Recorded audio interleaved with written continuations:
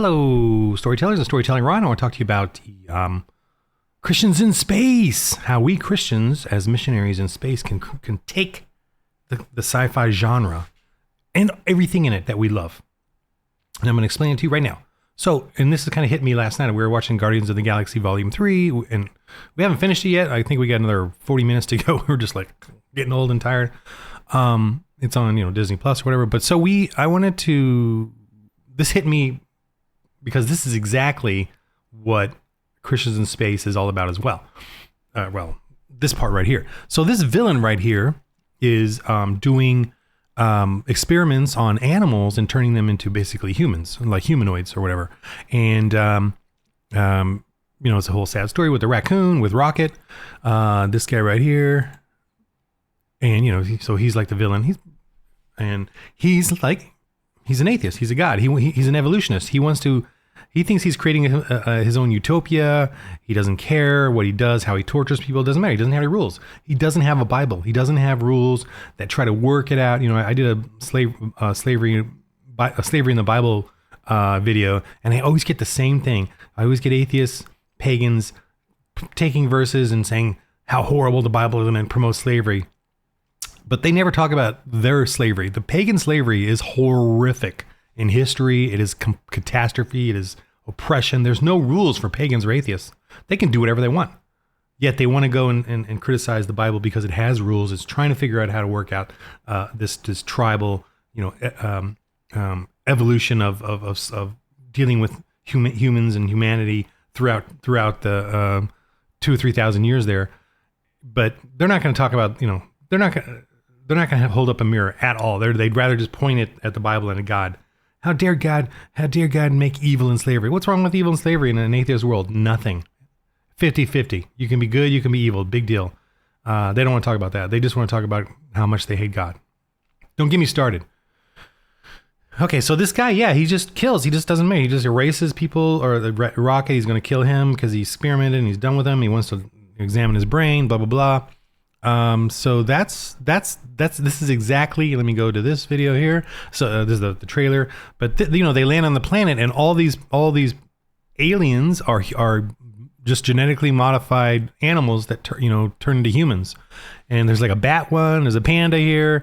They're different kinds of animals. And, this is exactly what Christians in Space is. The mad scientists go out terraforming and they come from Earth. They imprisoned us Christians from the world government. So we're in prison camps, and that's where the post-apocalyptic setting is, because they nuke the Earth as they leave. Because why not? They can do that. So they nuke the Earth, they leave, they go, they have a lottery system, only the elite get to go, and they nuke the Earth because they don't care about the rest of the people. Trillions die or whatever, billions. And then, not trillions, billions. And then, and so that's the post-apocalyptic setting. And obviously all the wonderful genetic mutants and all that stuff. And let me get to a full screen here. But yeah, this is it. Okay. Anyway, so then they go into space and they terraform, and that's the cool thing about. I'll show you some of the assets here. But they terraform different planets, and then they create these humanoid, shark men, seal, walrus men, elephant men, fish men, bear men, wolf, dog men, whatever, people ate humanoids, and they plant and then they create all kinds of creatures as well, because that's how crazy they are, and all kinds of beasts, and put them on these planets and terraform them. And the planets too, in the Christians in Space, they don't necessarily the whole planet is terraformed, maybe just an area and our ecology, but although some can be the whole planet. And these big vast refineries terraforming the planet. And the culture of these worlds is that nothing bothers those terraforming factories. They all just flourish around it. And then that's what the Christian missionaries coming from Earth, going out into space, are going to experience. And so it's very Star Wars, Star Trek. It's actually better than Star Wars and Star Trek in my view, because it makes more scientific sense, like science fiction sense. Whereas Star Wars and Star Trek and all them, they try to throw in evolution, which to me is fantasy. All these different humanoids evolved on all these different planets randomly, Okay. Well, I think that they probably have some, I think they bow to evolution. They certainly bow to evolution, but they certainly have their own like myths and legends, but I don't, whatever. But I'm not bowing to evolution at all. So let me show you real quick here. Let me go to this screen. Let me change it to this. So this is my foundry, and this is basically the known galaxy, even by the Christians who are coming from Earth.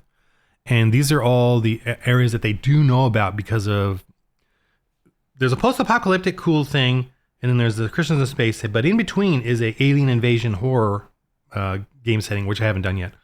But that setting is basically one of the groups of one world government atheists called the Prodigals.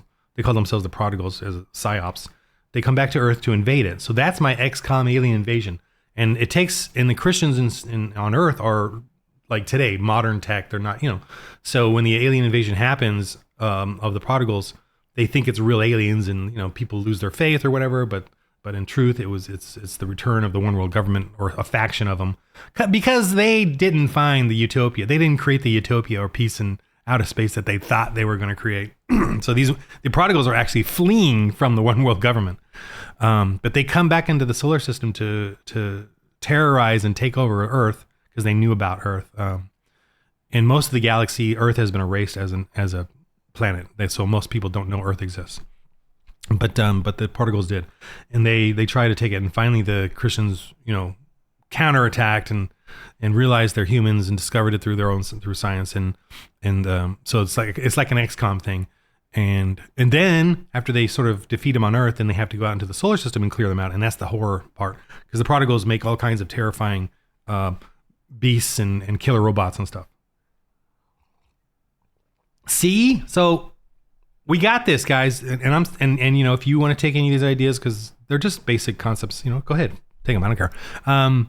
Or if you want to join me and help support Christians in Space, please come to my website and become a member or whatever, join or subscribe and like this. So in the Christians in Space, we're gonna have killer bots, which I call dread bots or Terminators, Necrons. We've got the mutant. Where's the Mutant Marauders? That's fine. Remnants is like the rebellion kind of thing. Like Remnants is colonies and out in space, all remote. The Empire, we got the Empire here. Biodreads, we have Biodreads, which is basically Zergs or Tyranids, and those all were designed and made by the mad scientists. There's the one world government. The Empire has factions. They have the Engineers and then the Genocide. And the Engineers are the ones that made all these killer robots and the Dreadbots and the mechanics up here is basically them. And then the Genocide, off of Genesis, they foolishly, created, or the remnants of them created the Mutant Marauders and the Biodreads. But now they're trying to hold this area as the Empire and trying to retake the remnant areas and then deal with all these other things. So, and it's all tyranny and atheism and paganism. And that's what the little Christians here on this one little planet in the middle is now sending out missionaries in little basically transports to go out and tell all these terraformed planets and genetically modified humans that there is a savior. That's the concept. Now, and as a GM, you can kind of decide the level of that and how some genetically modified are very violent or tribal or whatever that you don't have to they may never understand. So whatever, but you can play it however you want. I want to show you some of the. So here's one of the first planet I play tested on was Bernard Star, and I created these. So this is like a float. This is a picture of the planet, by the way, of the actual planet, Bernard Star, the planet there, and this is from Space Engine on Steam. I bought the commercial license to it so that I can put these on here. And you don't have to use these. You can literally get these little guys here that I have available as assets, and print these out, and then make your own little stuff on the table. And of course, I have the little paper cutouts for these guys, the printables. These are called. Oh, I haven't done these yet, the sci-fi one, but I will, the Christian one. But these are basically, I call these togas or togas. And these are little guys, like Jawas, togas. And they live on these platforms, and they're very sort of cannibal, not evil, but just cannibal, because they got they call it recycling. They recycle their dead, in any kind of food they can get, and they have these sort of filters that whatever, you can create your own little. They have their own little desperate ecology or whatever system, environmental system, because they're floating above the planet. The planet is like This planet is very, poisonous down below. They do mining, but it's now dangerous because of the planet has been there's dreadbots sort of scattered throughout because there used to be a war. There was a war, so they're afraid of the dreadbots down below, and the dreadbots are like broken and ruined, scattered about, so they don't know who can and can't go down there, and the gravity's really tough. But let me go to the surface just to show you that. Here's a surface that I did, and this will be on the digital. I'll have this available on the digital as far as the planet pictures.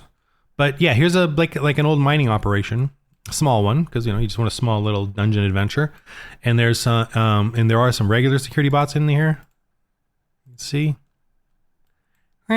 these two guys right here, and they're sort of dormant, but they'll wake up if they get anyone nearby. And there's some trash ruins, and this is like a exhaust down into a mining operation going down. And of course we got some little crabby guys here hidden around. They can fight and attack or deal with. And of course down here, and all this stuff, by the way, can be scavenged or searched out, and they can get some supplies, some cool stuff. But the special treasure is down here. These are some little wormy bugs here hiding down there, if you can see that. And of course some dreadbots. These are the dreadbots. They're basically like Terminator Necrons. You can see them sideways here. And I have different variations of these guys, but you come down and these things come out of these holes. But here is basically a dreadnought technology. So if they find this, they can salvage it and get some like super high tech or like treasure. That's what that is. Here's just a picture of the planet and them orbiting over it on their ship. And they also have a space shuttle, or at least the ones I play tested. They have a little landing shuttle. Oh, and they got these guys to come in and they defeated the Red Cult and then converted some of them, so they didn't have to kill them all. And then these guys are coming to help them join, just as like, I don't know what we finished on that. Here's a Red Cult, which is some of the villains' base. See, I'm just using the same parts and just creating different, with little turrets on it. They got a fire, a rocket over here. They got can fire on them. What else? Smuggler's Syndicate. Okay, this is like a caravan of smugglers that come through the area, so they can dock, come in on the airlock right here, and these are a bunch of. I hit all the guys, but they're for the players not to see, but they see them as they enter, and and you can hide this all and reveal it as they travel along, because every part is a a piece that you can just move and hide or whatever. And when they get there, then you can reveal it. Or I think I had this all just unhidden because there's just so much, and they can kind of scan it, see what's going on. But they just don't see the people until they get there. But like this is all workshops over here. This is a saloon, tavern thing, and they can buy food and other little things here. There's a bunk beds for the residents, and then this is kind of like the crew of the caravan, security and stuff, and maybe they'll have dealings with them at some point. But that's kind of like that's how I'm building up this this world. Oh, they did in the playtest. They actually took over a Red Cult base and have turned it into a church, and that's a big part of the game. Oh, and this is their ship, and then this is the missionaries that came a week or 2 weeks later. So the space travel is like time dilation. When you get between the solar systems and there's no gravity, or very little, time slows. So light speed is going through very fast beyond time, and so it's time dilation. So that's sort of like a creation science concept that we know that when there's zero gravity, there's our atoms and the atomic clock slows down. But we still have a lot of gravity because of the sun, even out in space. But if you go out further, where there's like 0 or whatever, that's the concept in creation science, that the time dilation is so much different, and we don't know. So that's the concept here. So there's no hyperspace or wormholes or anything like that. It's basically when you get out past a solar system, a planet, a system, star system, get out to where there's almost 0, whatever, gravity, not 0001, but 00000. Time dilation suddenly slows to an incredible amount so that you're just going through and getting to the other opposite side, which would take a million light years, but actually now only takes a couple of weeks or whatever. That's the concept. So these guys come in, and so the space travel is a bit crude in the sense of you don't get to just hyperspace wherever you want. You have to, get past the star system and then start it. But in the game, the way I have it is that most people don't fight except for around planets, because once you get past a certain point in space, it's very hard to detect each other because of the how tiny and small it is, and so people, when they actually deal with each other, they deal with each other around planets, because planets are very important, the resources and stuff. So once you get out to a certain point, the Empire can't chase you because it's just tiny vacuums of space, and you're hidden and stuff, and the ranges of their detection things aren't very good. That's kind of the concept that I use for this one. And it's very important in Christians in Space that once you do create a church, it has a rating. And so every church has a rating, and I keep a note of it, or they can, and every now and then I will roll to see if that church is attacked, or if they lose, the rating goes down for whatever reason. They have an emergency, blah, blah, blah. And so if it's an issue, they can contact the missionaries and say, we need help. And that'll be rare. I'll kind of roll once in a while, or I'll bring the rating down and let them know the rating has gone down, or it goes up because they're doing great. And if it goes up to a certain point, then that church can help the missionaries. And so that I just keep that little running tab going from game session to game session. And it also makes a point that the missionaries can then send supplies. So whenever they get treasure, if they send supplies back to the church, that church's rating will go up, and they'll have better, defenses or survivability or whatever. So that's this also the concept in this game, is as you build churches up, you will build bastions that you support, and then they support you in the game. If you want to do like a long-term campaign, because it's going to get scary, because after a certain while, the Empire is going to take notice of you. They do not like the Bible. They know in the Word than Jesus Christ. So they're going to come after you. And of course, the Dreadbots are going to come after you, and the Bio Dreads. This is the Dreadbots. This is their ships. This is what they look like. Oh, and they had a battle. I did a battle with them. This is a playtest, and it was pretty cool. And there's a Dreadbot on fire. There's different kinds of Dreadbots. They were attacking the ship. They boarded the ship. They sent their Dreadbots like torpedoes at the ships, and then they get in and take out different air. Look, here's the torpedo, and when that hits, it takes out this. It's got a hole in it, and then the Dreadbots start coming in, and these all these doors are airlocked. So the players had to deal with that, and that was a lot of fun. And then this is what the ships look like. So if they wanted to go back to this is the interior of the ship, and then this is the exterior of the ship, and then here's some of the different Dreadbots that I kind of had ready to use. See those, they're hidden to them, but the ships are very they have little traps, and they're just organic, robot organic AI built ships. So that's what I've been working on before all my chronic gout, but I'm getting back into it. I'm remembering all the stuff I've done. This stuff is all going to be available as digital files on my website at some point. I haven't done it yet. Although some of it actually it is on my annual membership thing for $40. But I will break it down. I think I'm going to do like a store as well, like a regular store where you can buy things separately. And I'm going to be doing a Kickstarter soon with the Apocalypse one first, and then I'll do the Christians in Space one, because I want to get the print version of it, because it's really fun. It's really a lot of fun to have the the paper print one, and I'm doing it at a local place. And of course, I got a few fixes in here I got updated, but what are you gonna do? That's the way it works. Okay, so that's it. I just want to let you know what I'm working on, and Christians in Space and Apostles of the APOC are coming soon. And I'm just I saw that Guardians of the Galaxy and saw how the villain did the evolution genetic thing, and that was exactly what Christians in Space the setting is. So that gives you a visual or an understanding of what as Christians, how we can create aliens and robots and zombies and all kinds of fun stuff, and yet still be based off the Bible, based off of creation. All right, that's it.